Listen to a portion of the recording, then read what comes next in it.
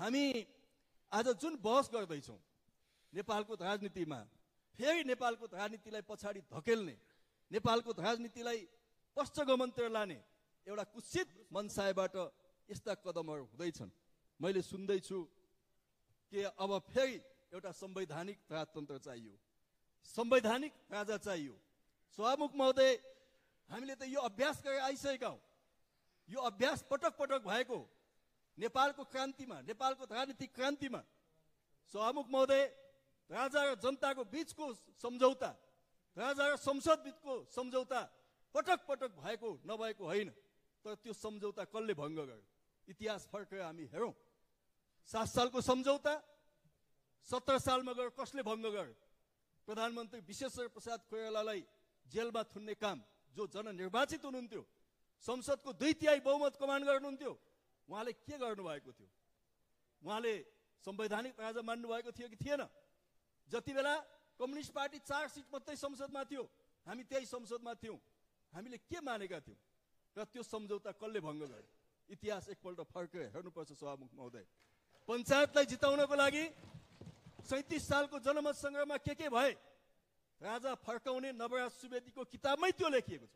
त्यो किताब हामी एकपल्ट पढौँ। कसरी पञ्चायतलाई जिताउने षड्यन्त्र भयो, जनताको आवाजलाई कसरी दमित गर्यो। यदि त्यस्तो नभएको भए नेपालको लोकतन्त्र अझै अगाडि जान्थ्यो। ती कुराहरूलाई छोडिदेऊ। म सम्माननीय सभामुख महोदय, इतिहास निर्मम हुन्छ, इतिहास निर्मम हुन्छ। हामी कम्युनिस्टहरू जो जन्मदै गणतन्त्रवादी हौँ, यसमा कुनै दुविधा छैन। तर 47 सालको जनआन्दोलनमा, जनक्रान्तिमा र त्यसपछिको संविधानमा संवैधानिक राजतन्त्रको व्यवस्था हामीले स्वीकारेका हौँ। त्यति बेला हाम्रो नेता कमरेड मदन भण्डारीले संसदमा पनि बोल्नुभयो र बाहिर पनि बोल्नुभयो।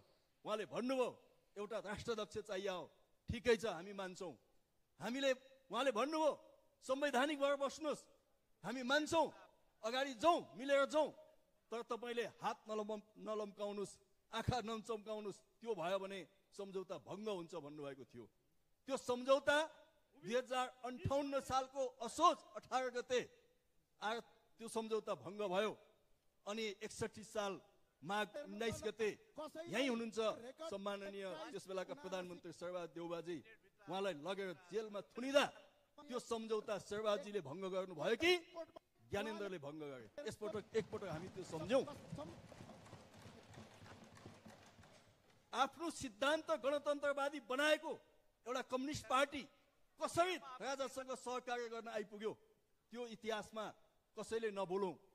संवैधानिक राजतन्त्र र संसदीय व्यवस्थालाई आफ्नो आदर्श मान्ने नेपाली काङ्ग्रेस कसरी गणतन्त्रको पक्षमा आइपुग्यो, त्यो इतिहास कसैले नभुलौँ।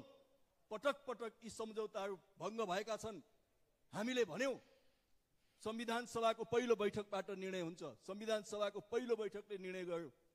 आज फेरि केही कोणबाट होइन, संवैधानिक भएर बस्ने, बेलायत जस्तो भएर बस्ने, जापान जस्तो भएर बस्ने, थाइल्यान्ड जस्तो भएर बस्ने त आज खोजेको हामीले भन्दै कतिपय मान्यज्यूहरूले यहाँ पनि बोल्नुहुन्छ।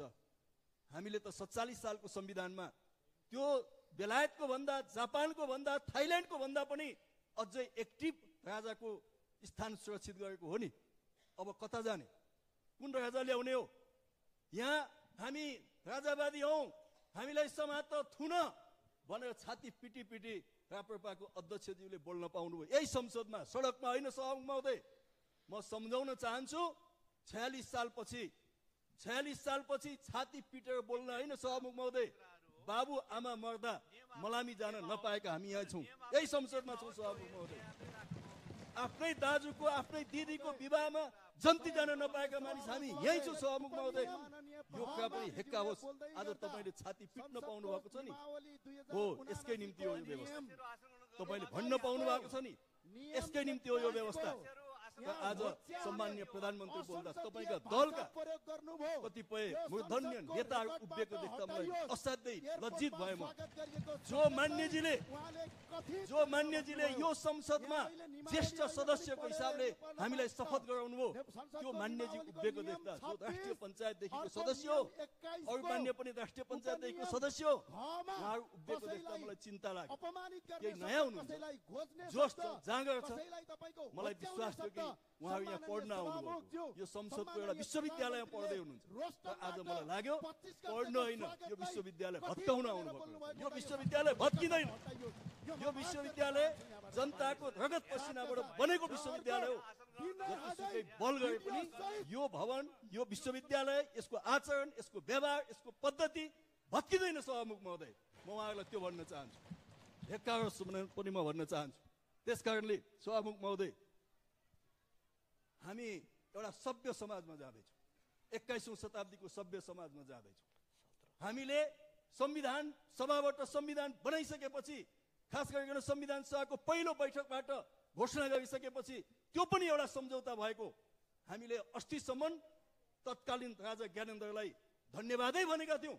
तपाईँले छोड्नुभयो, जनताको आदेश मान्नुभयो, ठिक छ। अब तपाईँ एउटा सम्मानित नागरिक भएर बस्नुहोस्। तपाईँलाई एउटा सम्मानित नागरिकको मात्रै होइन, राष्ट्रध्यक्षको, पूर्व राष्ट्रध्यक्षको हिसाबले यो सरकारले, राज्यले तपाईँलाई सेवा सम्मान दिन्छ भनेर दिएको। तर त्यो सम्झौता पनि आज शीतल निवासमा बसेर ज्ञानेन्द्र शाहले भङ्ग गरेका छन्, निर्मल निवासमा बसेर भङ्ग गरेका छन्। त्यसकारण आज म यो संसद मार्फत प्रश्न गर्न चाहन्छु, सम्झौता भङ्ग भएपछि उहाँलाई दिएको सेवा सुविधा कायम हुन्छ कि हुँदैन? म सरकारलाई सोध्न चाहन्छु। सम्झौता भङ्ग भयो, उहाँले सम्झौता भङ्ग गर्नुभयो। उहाँले लफुङ्गाहरूलाई जनकमान्डर बनाएर तिनकुनेमा ताण्डव नृत्य नचाउन पठाउनु भयो। तपाईँले यही शब्दमा आपत्ति गर्नुभयो। म 10 पटक भन्छु यो शब्द। निर्मल निवासबाट लफुङ्गाहरूलाई माला लगाएर जनताको घर जलाउन पठाउनु भयो। तपाईँको सम्झौता भङ्ग भयो। त्यसकारण म भन्न चाहन्छु कि तपाईँ माथिको सेवा सुविधा अब के हुन्छ, सरकारले जवाफ दिनु पर्यो। त्यो पनि म भन्न चाहन्छु। अनि नेपालको राजतन्त्र कस्तो थियो? सम्माननीय सभामुख महोदय, राष्ट्र जोगाउन राजा चाहियो। पृथ्वीनारायण शाह अनि बहादुर शाह पछाडिका राजाहरूले यो देशमा कुन राष्ट्र जोगाए? हाम्रो सिमाना कहाँ थियो? एकपल्ट हामी सम्झ्यौँ। आज हाम्रो सिमाना कहाँ छ? कसको कारणले? जेठीको छोरो राजा बनाउने कि कान्छीको बनाउने कि ल्याइतेको बनाउने कि ब्याइतेको बनाउने कि कसको बनाउने भन्ने नाउँमा दरबारभित्रको झगडाले देशको सिमाना खुम्च्याउने को? कालापानी 1962 मा कालापानीमा भारतीय सेनाहरू बस्दा यो देशमा कसले शासन गरेको थियो? सुस्ता महेशपुर 62 ठाउँमा सीमाको विवाद छ। आज कसका पालामा थियो? कुन राष्ट्र जोगाउने? हामी पृथ्वीनारायण शाहलाई सलाम गर्छौँ। पृथ्वीनारायण शाह राजा थिएनन्, पृथ्वीनारायण शाह नायक थिए। त्यसकारण उनलाई मानेको, राजा भएको मान्य थिएन उनलाई, हामी नायक थिए त्यसकारणले मानेको। त्यसैले यहाँ के को राष्ट्र जोगाउन त राजा चाहियो? कहाँ जोगाए? कुन सिमाना जोगाए? कुन नागरिकलाई सम्मानित ढङ्गले यहाँ बस्न दे?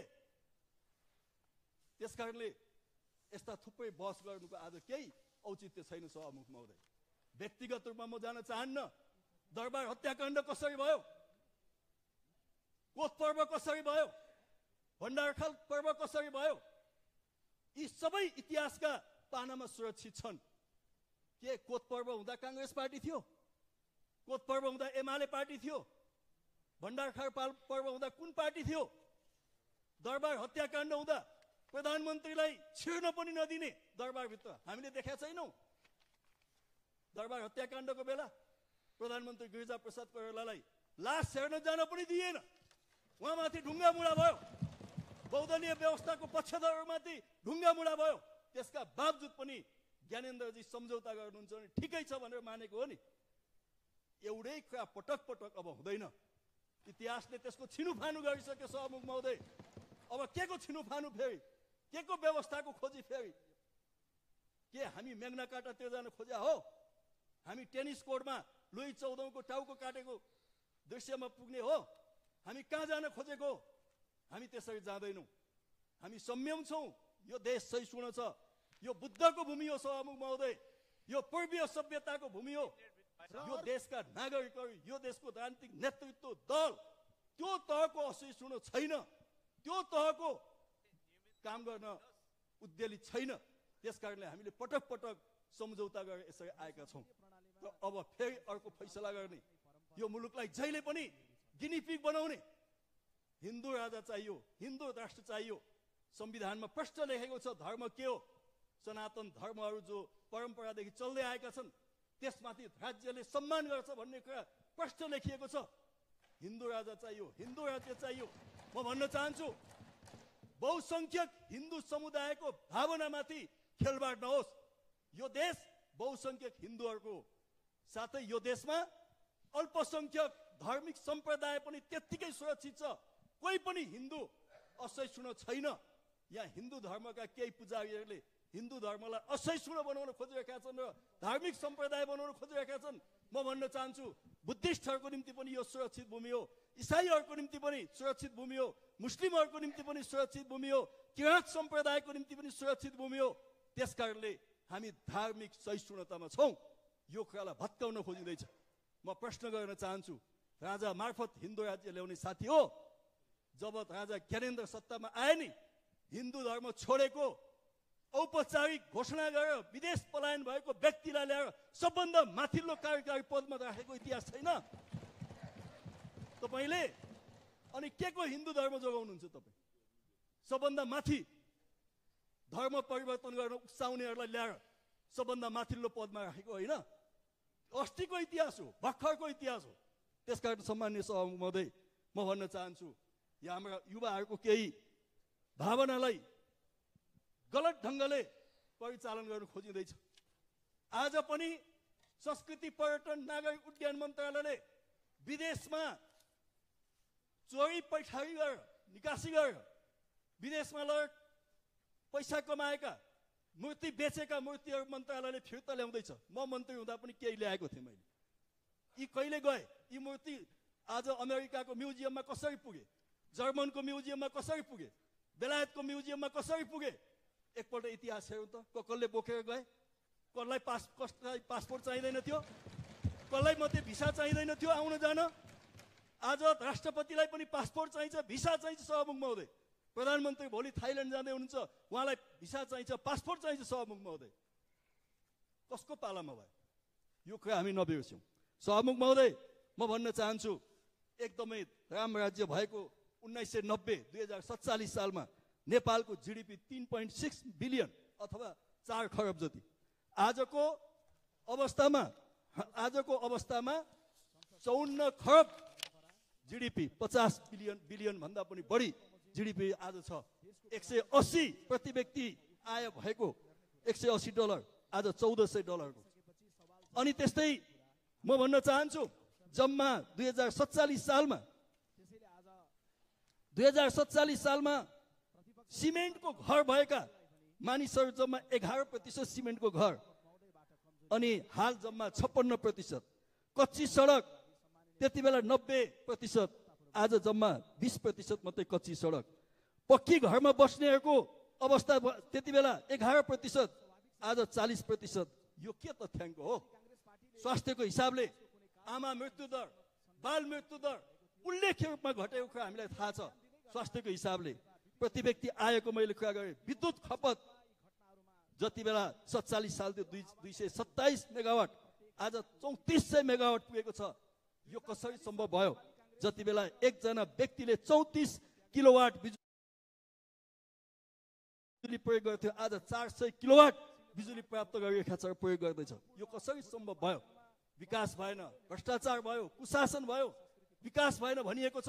यदि विकास नभएको भए, भ्रष्टाचार मात्रै भएको भए, कुशासन मात्रै भएको भए यो कसरी सम्भव भयो? सभामुख महोदय, त्यसकारणले म जाँदै सभामुख महोदय हो, हामी आफ्ना कमजोरीहरूप्रति पनि सचेत छौँ, सूचित छौँ कि राजनीतिक दलहरूको केही कमजोरी होला। हाम्रो व्यवस्थाले अझै जति गर्नुपर्ने त्यति गर्न सकेन होला। हाम्रो पुलिस प्रशासन, हाम्रो कर्मचारी प्रशासन, हाम्रो अन्य निकायहरू, राजनीतिक नेतृत्वले जति गर्नुपर्ने त्यति गर्न सकेन होला। त्यसप्रति हामी आत्मालोचित हौँला। तर यसको नाममा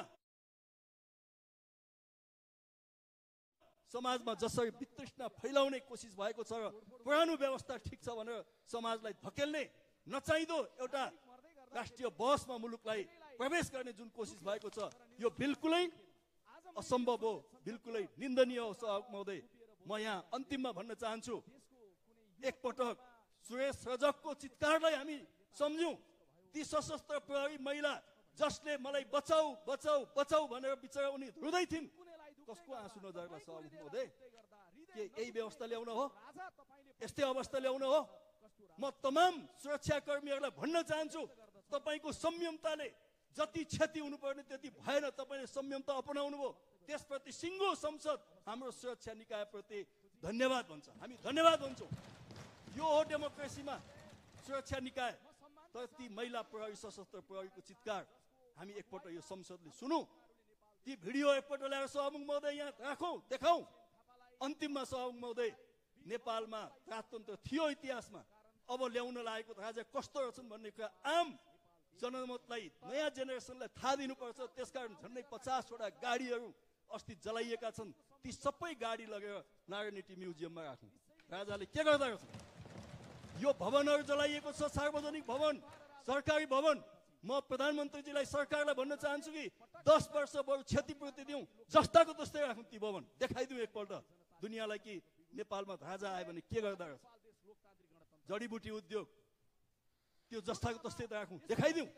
नयाँ जेनेरेसनलाई देखाइदिउँ, नयाँ पुस्तालाई देखाइदिउँ के हुँदो रहेछ। सभामुख महोदय, जाँदा जाँदै म भन्न चाहन्छु, सम्माननीय प्रधानमन्त्रीजीले भोलिदेखि जुन मित्र राष्ट्र थाइल्यान्डको भ्रमण गर्दै हुनुहुन्छ, बिमस्टेक सम्मेलनमा भाग लिँदै हुनुहुन्छ, उहाँको भ्रमणको सफलताको शुभकामना व्यक्त गर्न चाहन्छु।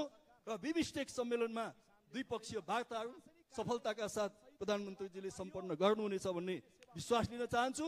र यो गणतन्त्र, यो संविधान र यो व्यवस्थाप्रति सिङ्गो नेपाल, सिङ्गो संसद, सिङ्गो राजनीतिक दल सबै हामी कुनै विवादमा छैनौँ, एकताबद्ध छौँ भन्ने कुरा पनि म मेरो दलको तर्फबाट आह्वान गर्न चाहन्छु। हामी एक ठाउँ छौँ।